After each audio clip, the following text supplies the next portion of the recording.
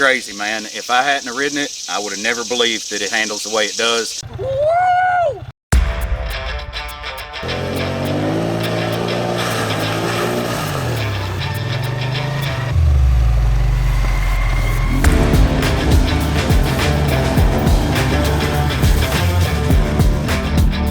Welcome back to ATV On Demand's Polaris Scrambler XP 1000 S Series.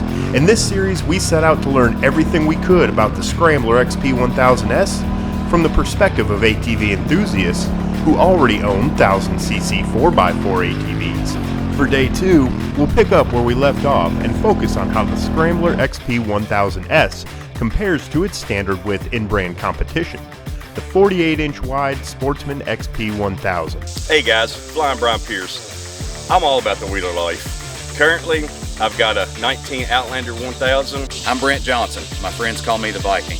I currently ride a 2019 Polaris Sportsman XP 1000. And I'm Chad Westcott, host of this shindig.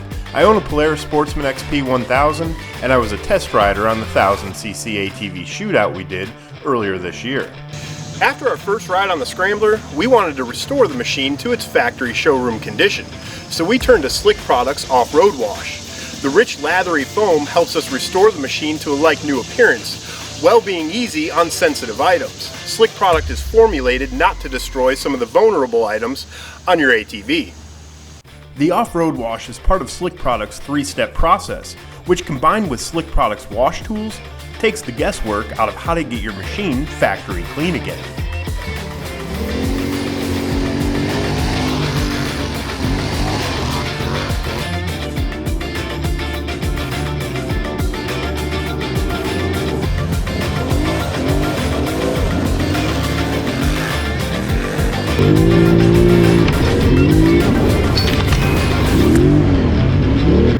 Since a nice set of beadlock wheels was missing from the factory, we set our Scrambler up with OMF's billet center aluminum beadlock wheels with a factory red finish.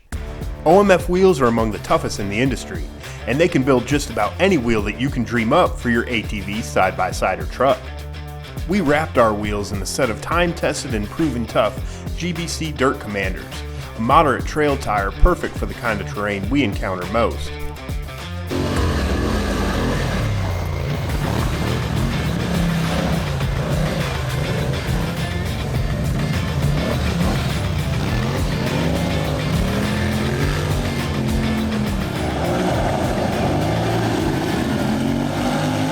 At the start of day 1 on the Scrambler, none of us were totally in love with the 55-inch width and the redesigned ATV. Well, from the get-go, just getting up onto the machine, it seemed rather tall to me. At the beginning of the day, riding the Scrambler S, the machine was a little bit awkward, just a little bit different.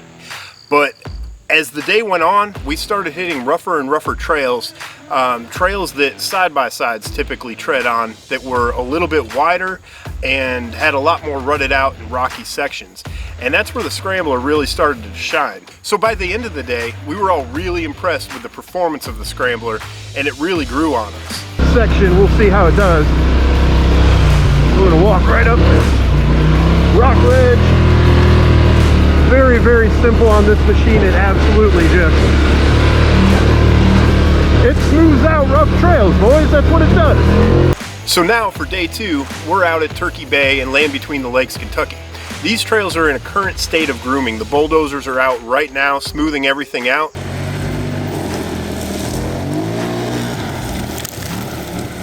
There's a lot of trail type jumps that you're able to hit.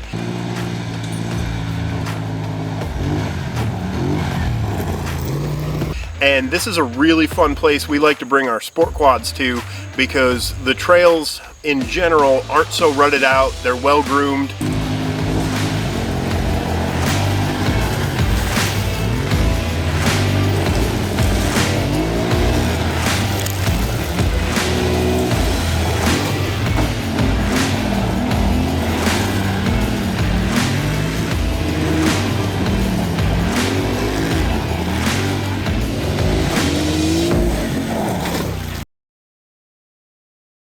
So previous to Polaris's S Series coming out, the Sportsman XP 1000 was one of the biggest ATVs on the market. But the Sportsman XP 1000 still feels like an ATV in that you have to choose your lines and you have to consider the obstacles that you're rolling into a little bit more. Despite the increases in size on the Scrambler's chassis, Polaris still maintained a lot of the things we like about their big bore ATVs. Ergonomics overall feels similar with the narrower midsection and taller handlebar height, which makes for a relaxed and comfortable riding position both standing and sitting. Instrumentation hasn't changed and offers a decently sized display screen with a variety of useful information. One thing I would add right out of the box would be a set of elevated foot pegs. When riding in riding boots, my foot seems to slide around quite a bit and my foot's never in the right place.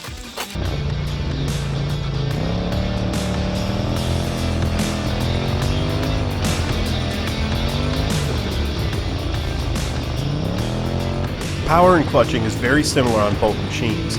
The Scrambler offers two drive modes, standard and performance, with a noticeable increase in throttle response between the two.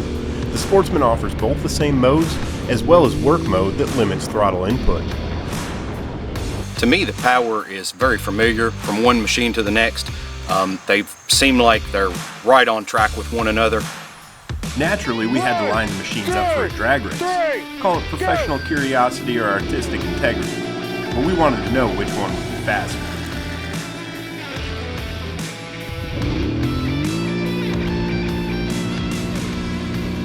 With the Scrambler's added weight, we were surprised how close it actually was to the smaller Sportsman. Run after run and switching drivers, the Sportsman always pulled a little bit, but it was typically less than a bike length. Remember, if you're interested in the Scrambler XP 1000S, or you already own one, HMF has you covered with their Defender front bumper and bolt-on hitch receiver. They've also got two different types of exhaust systems with a fuel optimizer.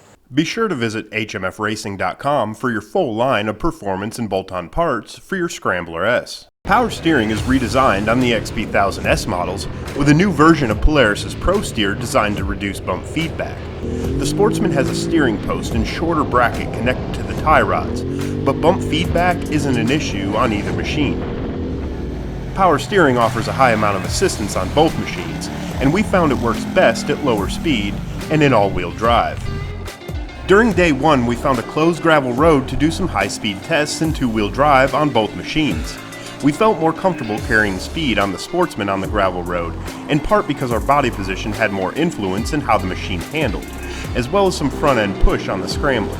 We carried as much speed on both machines as we felt comfortable with, using an escape route if we felt like we were pushing too hard. Ooh. Holy sh**. Naturally, the longer wheelbase of the S models is going to increase the turning radius, but we did want to see exactly how much that increase would be.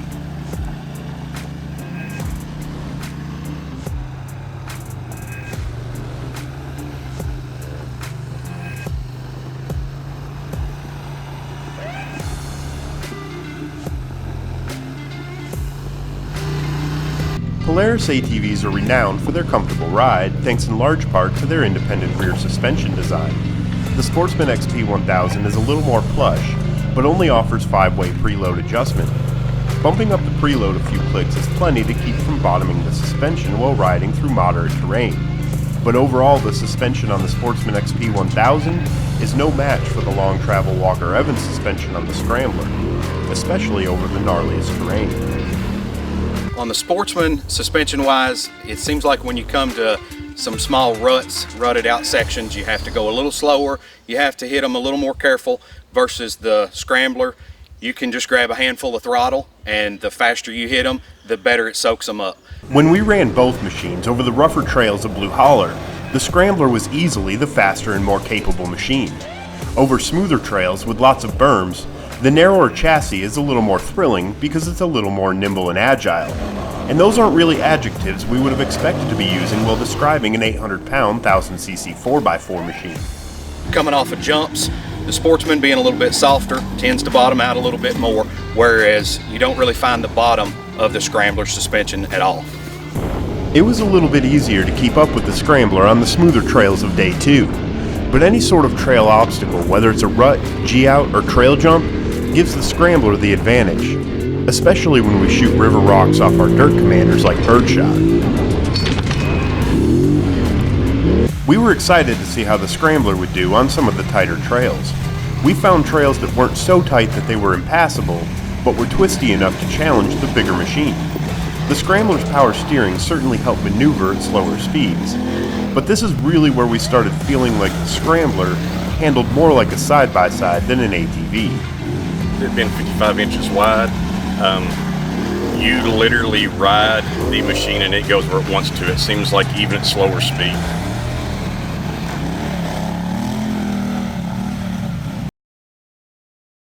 One thing about the Sportsman, with it being 48 inches, I'm constantly looking for my next line, basically 2 moves ahead constantly. With the Scrambler, the way, in my mind, it's a side-by-side with handlebars. You stick it in the ruts and you just give it gas and go. I feel like the Scrambler is definitely faster overall. You can hit the rougher stuff with it faster, where you have to kind of slow down and pick a certain line with the Sportsman. The Sportsman excels in the tighter areas, so there are sections of the trail where it could be faster, or it is faster, but overall the Scrambler is definitely the faster of the 2 machines. On the trail? On the trail, yes. We've been finding that the Sportsman handles a little bit better. The narrower width allows us a little bit more control over the ATV, and your body weight tends to offer a little bit more play into how the ATV is handling and acting. I would definitely say the Scrambler S is more confidence inspiring because the harder you drive it in the rougher terrain, the more it wants. The 55-inch width changes the handling characteristics in an area and on a ride that we're very familiar with in a way that's completely foreign from an ATV riding perspective. She's definitely a different beast.